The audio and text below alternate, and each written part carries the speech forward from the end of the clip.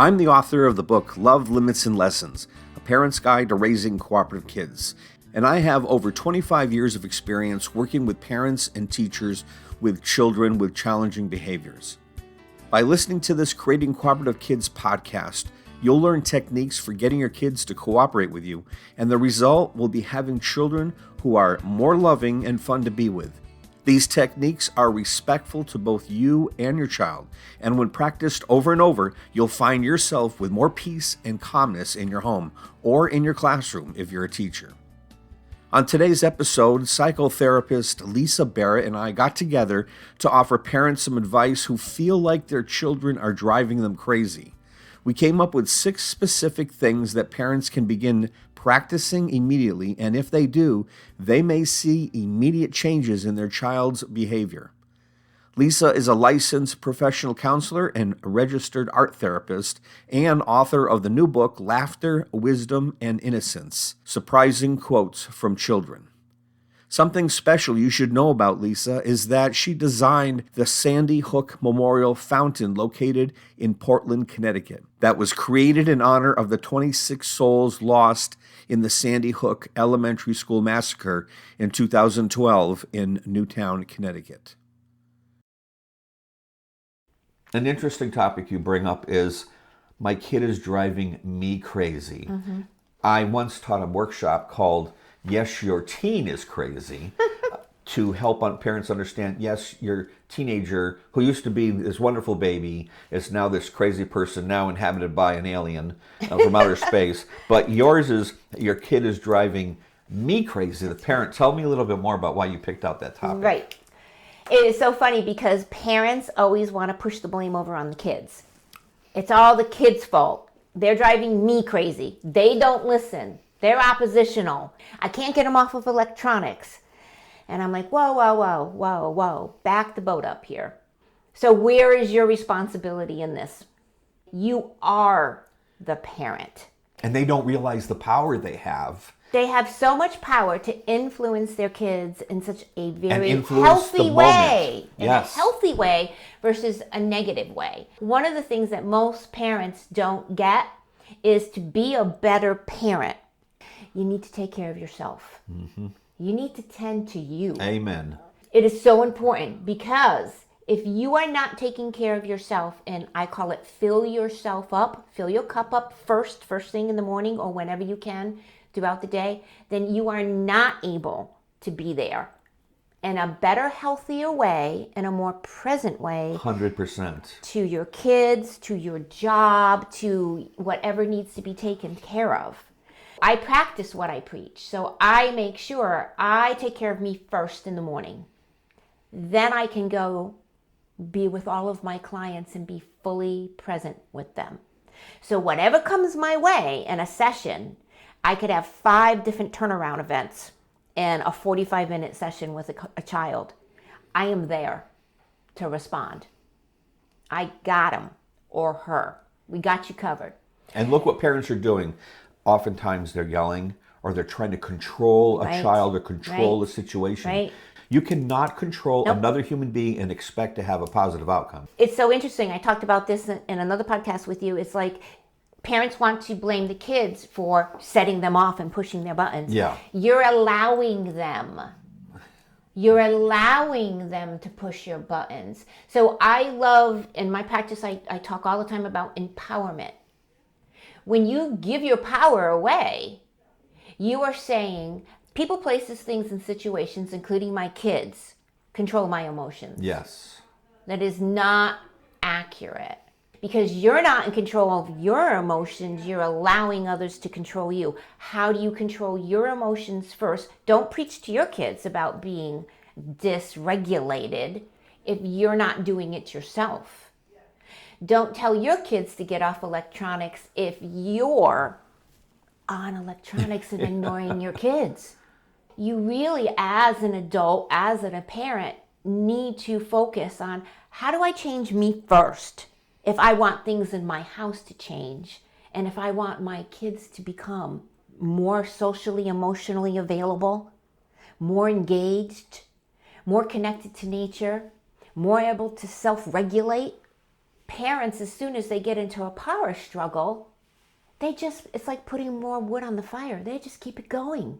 Yes. I'm going to give you an example. What you say is so important because we are living, breathing models for our children, Absolutely. teachers, through what we say and what we do. So when I was a young dad and I had 3 kids and I had taken a parenting class that taught me how to change my language in front of them.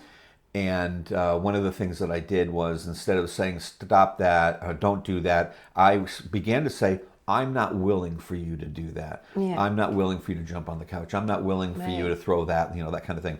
And it's all about me. I'm not willing, and I have the will, and you can't change my will. As a parent, I'm not willing for you to do that.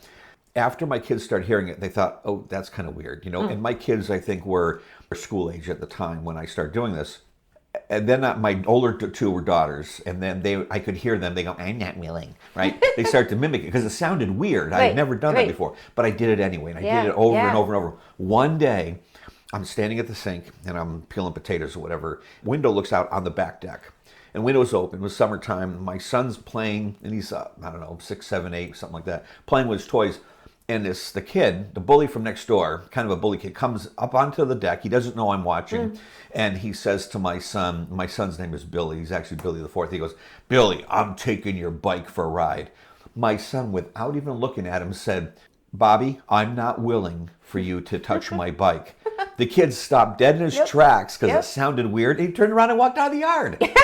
So I tell parents, you have the power to model it. Do it over and over. Even if they mock you, do it. And then your kids begin to pick up the same thing. Absolutely. And you want them to take these techniques into their adulthood. It's so funny. It's all about setting healthy boundaries. Yes. Right? And there's ways to do that. And so I teach really 3-step super quick principle with parents.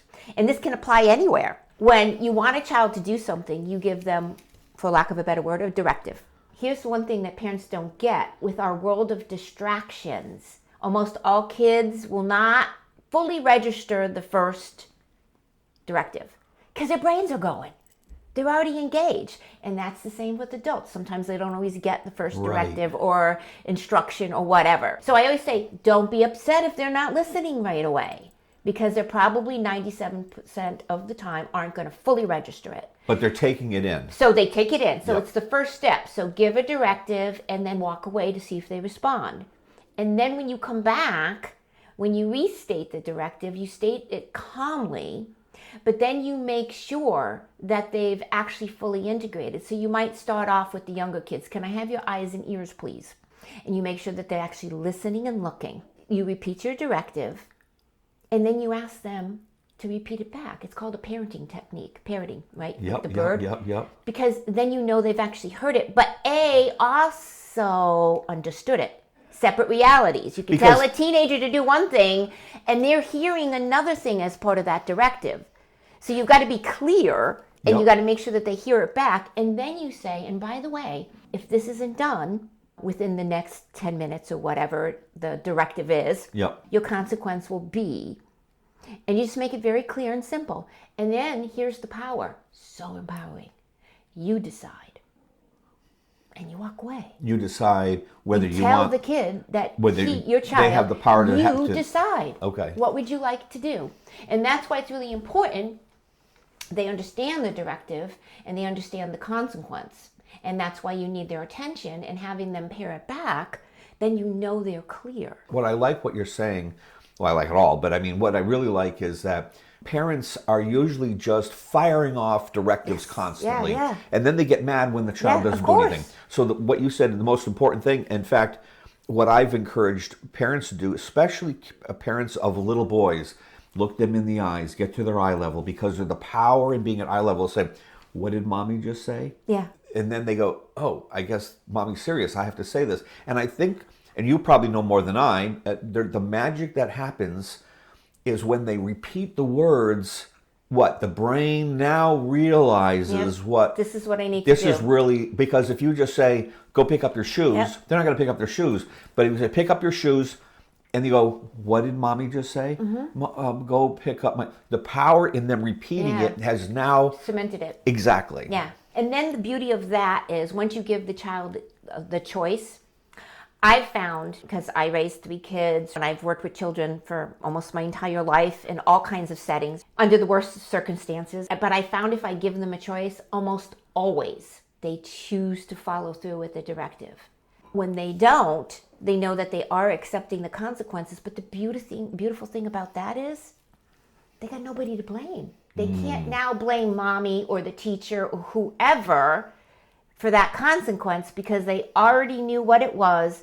And by their lack of action or refusing to do so, they knew that this was going to be the consequence. So they can only, deal with now processing that. The other part of that is with the parents, they always want to control a lot of times, which causes, a lot of issue or chaos. Control, yes. Control. If they decide not to do it, the parent has got to be okay with that. And they have to follow through on the consequence. And they can't be like, oh my God, you didn't clean your bed. But it would have to be like, okay, that's your choice.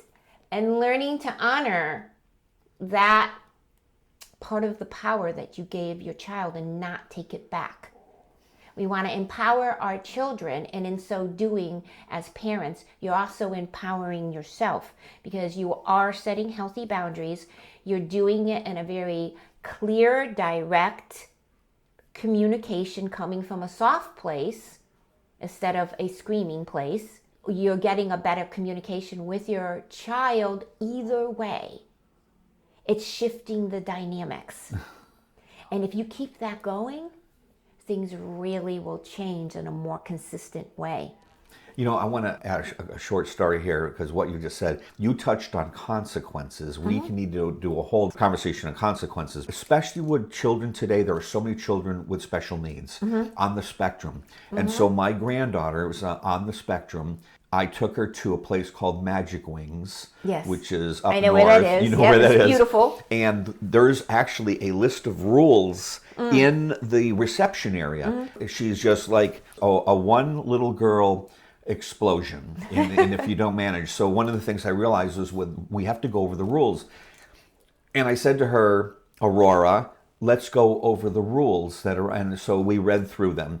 And one of the most important rules there, don't touch the butterflies. And stay on the walk. Yes. They don't want you stepping off and touching the butterflies or the plants, right?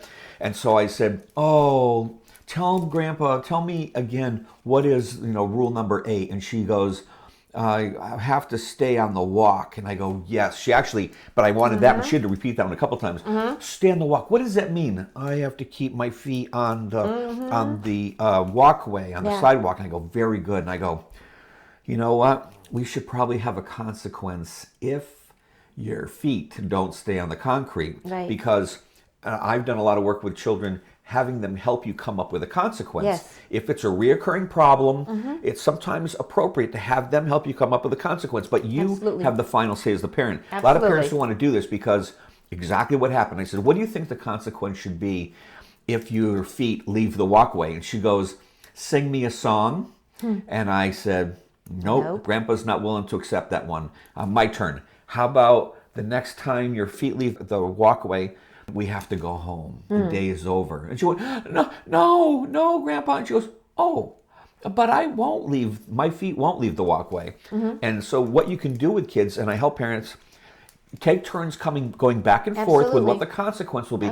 Then you both go through and cross off any that you don't like and come up with what the consequence will be. And sometimes you need to use the parental power to go, you know what, I'm not willing to do these. So anyway, the consequence to that was the day was over. We're going through Magic Wings. And her being an ADHD child, she got to the point where there's a butterfly sitting right there. If she were just able to get off the walk, she could touch it, right? And she looked at me, and all of a sudden she goes, she had this really sad look on her face, and she goes, Grandpa. And I go, what's wrong, sweetheart? We have to go home. And I go, why do we have to go home? She goes, because I'm going to go off the walk. And she stepped off the walkway. Of course, I grabbed her before she touched the butterfly. And we walked out. I had the parents don't follow through on consequences. And I was feeling really sad. We had only been there like 45 minutes. Now we got to go home. oh my gosh, I can't believe I have to stop this activity because it was so much fun there, but you have to follow through. You have to. And look at how empowered she was. She knew that she was going to, and she was okay with that because she just could not contain her joy about going over there and trying to touch that beautiful butterfly. Yep. So she already pre-knew. She did.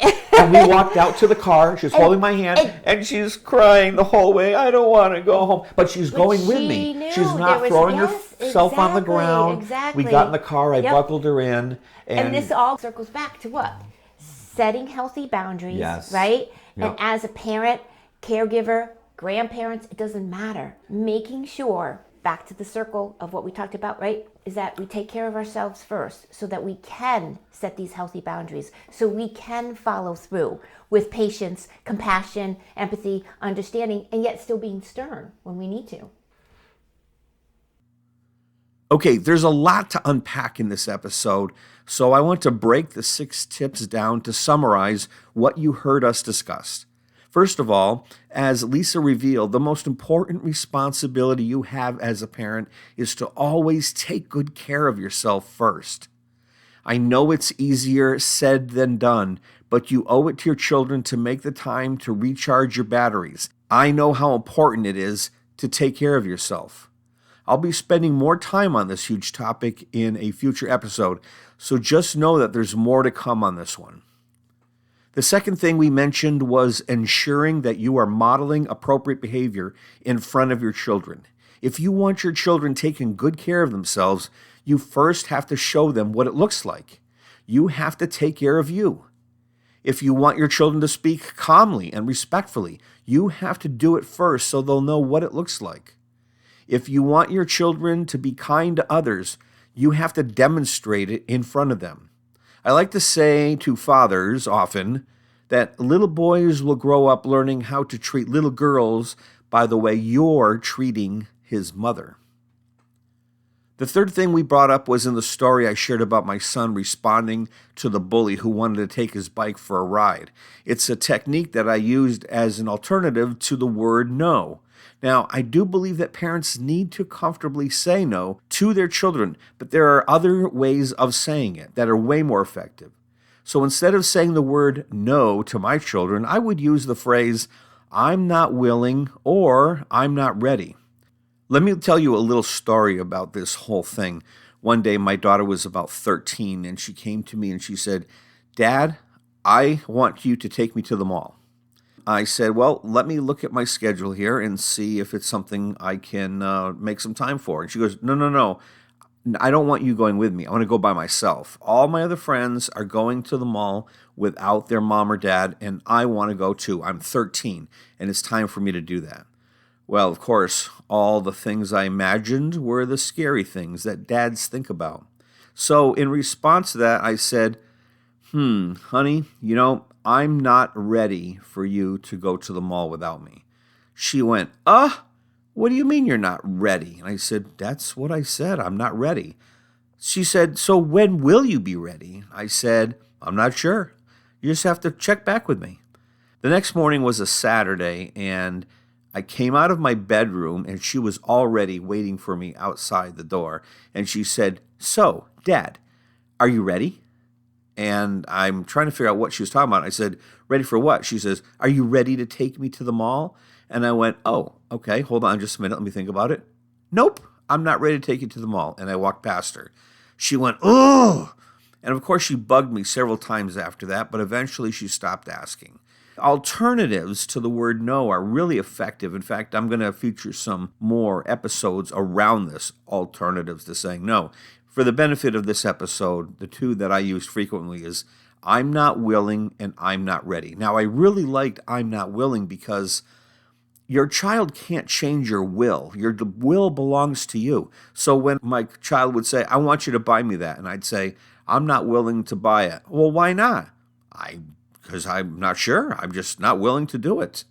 Because no one can change your will. So that's something really important that you want to keep in mind. The fourth tip we shared was coming up with consequences with your child, and then, as Lisa stated, giving your child the power of choosing the misbehavior over the consequence. Now, consequences is a very big topic and can really be challenging. So stay tuned for more episodes on this one and even a new online course I'm in the process of developing. Hope to be able to launch it soon. The fifth tip was speaking calmly and at your child's eye level. Doing this one very important thing ties back to demonstrating respect for your child. The more you do it, the more they see it, the more likely they will imitate it. Plus, speaking at your child's eye level sends a very respectful message to them. They feel respected, and they're more likely to cooperate.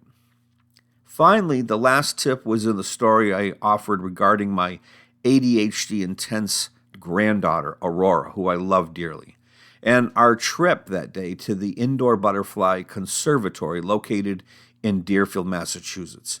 That day was such a memorable experience for me because I really got to see the inner workings of my granddaughter's mind. And just to kind of restate what happened that day is I knew that she would be off in a bunch of different directions all at once. And in that conservatory, you're not allowed to just go wherever you want. They have plant life and livestock in that place.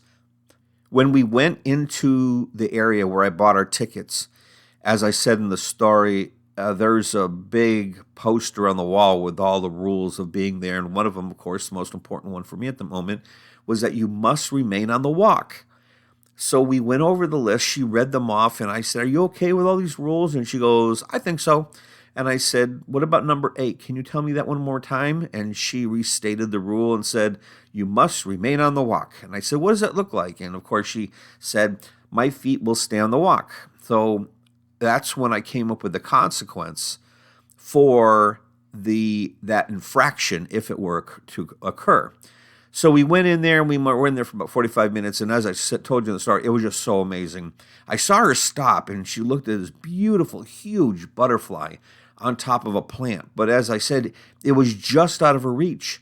She's looking at the butterfly. She's looking at the ground. She notices that the tips of her shoes are on the very edge of the walk. And I was thinking to myself, oh my gosh, she's going to do it. She's going to step off the walk. Please don't do that. I don't want to go home, because I knew that was the consequence we had set up. That's when she looked at me, and her whole facial expression changed into this fake sadness. And she said, "Grandpa, I'm so sad." And I said, "Why, honey? We have to go home." And I said, "Why do we have to go home?" She says, "Because I'm going to step off the walk." And that's where she stepped off. It was just such an amazing moment that I've been able to tell that story over and over to parents, especially kids who have ADHD, or I should say suffer from ADHD, and they can't contain themselves. All right, finally, if you have questions that I can answer for you, I hope you'll consider joining my Raising an Independent Child Facebook page. You'll find a link for it down in the show notes of this episode. Now, I'd love to hear from you and help you implement some of these ideas. Some of them are a little complex and require a coach to help you with them, and I'd like to be that person. But let me caution you, don't try to implement everything you learn in this podcast. It could overwhelm you. Pick just 1 or 2 tips at a time and do them over and over. And I'm telling you, over and over. Get good at them, practice them. Then replay the episodes at a later time to learn more and pick up other tips that you heard along the way. If you need more clarification or help with implementing my tips, contact me on my Facebook page, and I'll be happy to help you implement them and make them work. Thanks again for listening, and please consider subscribing. All information in this podcast is the property of Bill Corbett and Cooperative Kids Publishing. Copyright 2022, all rights reserved.